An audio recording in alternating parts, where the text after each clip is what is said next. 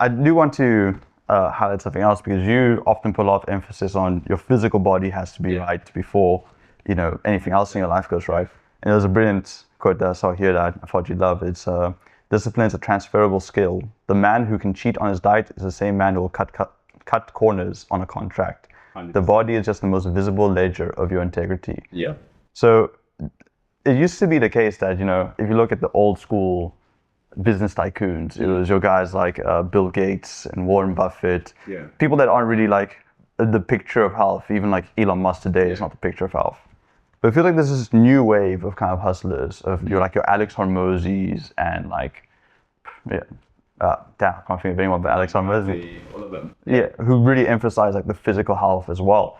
Why do you think this transition is kind of happening now, where people are like, I need to have everything holistically going well before things start getting momentum? And what kind of advice do you want to give to someone that's like, he wants to get both on track? Yeah, I think this generation is they're more about longevity. We want to be able to make as much money as possible and live long enough to enjoy it. And the best way to do that is still having good health. Whether it is you playing sports, you hitting the gym twice a week, those sort of things that actually help feed your body. And it's the fundamental, as you said, like whatever you do is transferable.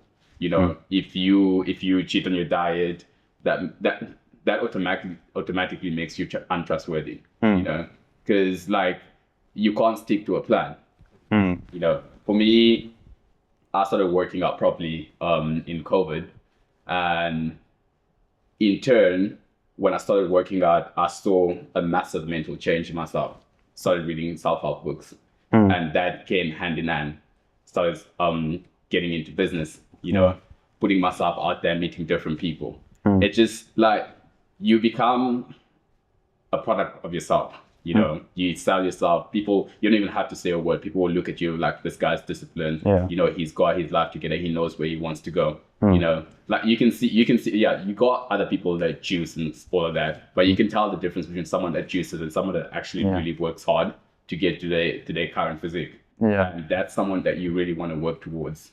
Do you think that's going to deteriorate a little bit now with the rise of things like Ozempic and GLP-1 agonists and stuff like that, where people can kind of shortcut that hard work on the diet side? Between GLP-1s and steroids, a rich enough man can look really good within a year. So do you think that people will be able to tell when you've cheated and when you've earned it, or do you think it's going to be a bit more difficult to see? 100%. Like people always take shortcuts. No matter what generation it is, people are always taking shortcuts.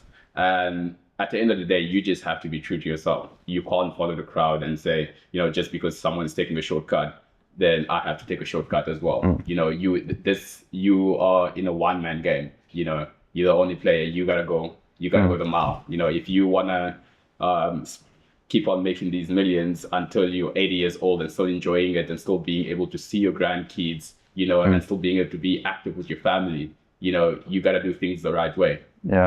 So worrying about what other people are focusing on when people are taking shortcuts, like, let them do them, I think the more hard-earned things always feel better anyway. It feels a lot better. Yeah. Like, I struggle gaining weight. A lot of people say it's unfair, but it is unfair. I can eat 10 meals a day and I'll probably only gain like 1 kg, and I miss one meal and I drop all that weight down again, that sort of thing. So for a long time, post-COVID, prior to COVID, I was 65 kgs. After COVID, I went straight to 72 kgs. Oh. That's because I constantly like just worked out. I did 2 sessions a day. And 10% increase. Exactly. So there was nothing else to do. So I was in matric in COVID. So it was just like study, read, gym, study, read, gym on repeat. So it was, COVID was the best time to build a healthy habit. 100%.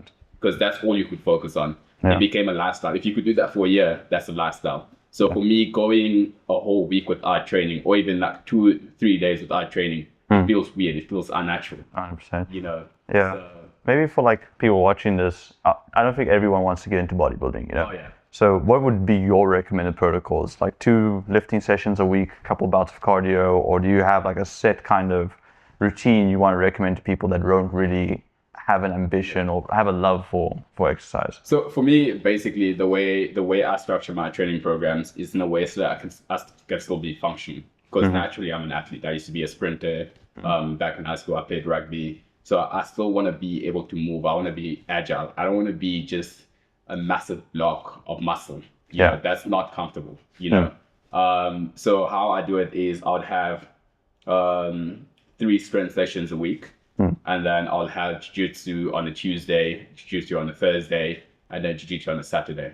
And then sometimes I'd go for runs with friends. You know, those sort of things. So trying to even the type of strength training that I do is athletic based, to make me functional, make me explosive. You know, those sort of things. It's not just like coming to the gym, because it becomes so boring.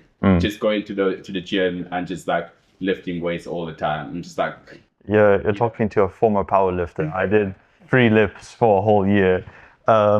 Okay, I'll hit you with one of my favorite questions to hit anyone that's in the fitness realm. You got 10 exercises you can do the rest of your life. Everything else is off limits. Which 10 are you picking? First one, nudicles. What? Nudicles. Nudicles. So it's basically for health, hamstring health. Okay, so it's where you're on your knees. Oh yes. If you can do that, tell you like you've got very healthy hamstrings. So that's my first one. I love that. I enjoy doing that.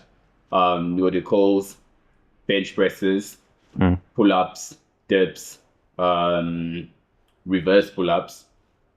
Reverse pull-ups? Yeah, so you got the barbell and then you're down. Oh yes, for the back. Yes. You're lifting your body weight. So your legs are all on the ground. Yes. You're lifting your body weight up. So that's 6, right? That's 6, yeah? 6. You still have triceps to hit? And also shoulders. You haven't hit shoulders? The thing is, with dips, you get your triceps in. Yes. Yeah.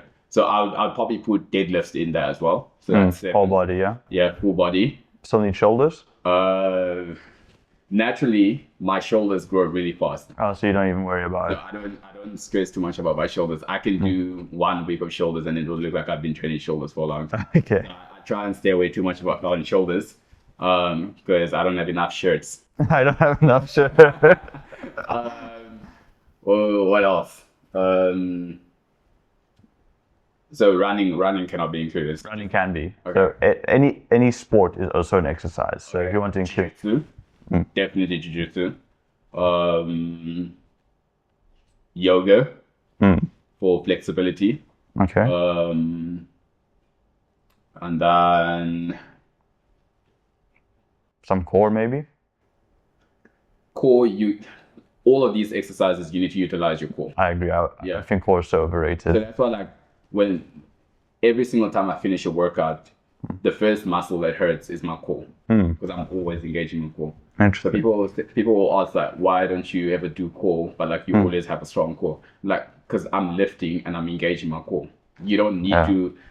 You don't need to like make a specific time just for core. Yeah. Your core should be constantly working. Planks are so overrated. It's overrated. So overrated. But like, it's good to test how long you can hold a plank. Yeah. How long you can hold a 20-minute plank. That's ridiculous, dude. Wow.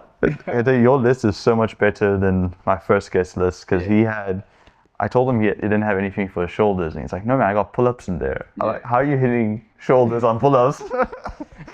You can sort of see like the rear delts if you going all the way up and you sort of engaging your rear delts when you squeeze at the top. Yeah, that was all his shoulders though, was pull-ups. I found it hilarious. No, I think I've got one more. And sprints. Sprints. Man, I do the coffee runs here in Cape Town. For any of you that don't know what it is, go check out Running to Coffee Cape Town. They're an amazing club to join for running. And they had that beer mile thing. Yeah. And we did it in a relay. So everyone just did 1 beer in 400 meters. Okay. It was the first time I did a sprint in years. Both my hamstrings were cooked. I couldn't do it. That's one of the things, like when you're young, you're able to do it, like your muscles, your muscle elasticity, you know, it's still there. And then as you get older, because you stop practicing these exercises, you lose all of that functionality. Yeah. You know, so that's why I made it one of my goals to do a lot of sprints this year. Alvin's holding me accountable for that, and because like I don't want to lose that. I want to be 60 years old and be able to sprint still. Yeah. You know, I mean, that would be a dream, right? You know, 60 years old and sprinting. And that's those sort of habits that you've stopped building from a young age already. You know, you just, even if you dedicate 30 minutes once a week doing sprints, you'll reap the rewards for it. You'll reap the reward. Hey guys, hope you enjoyed that clip from the interview of Agu.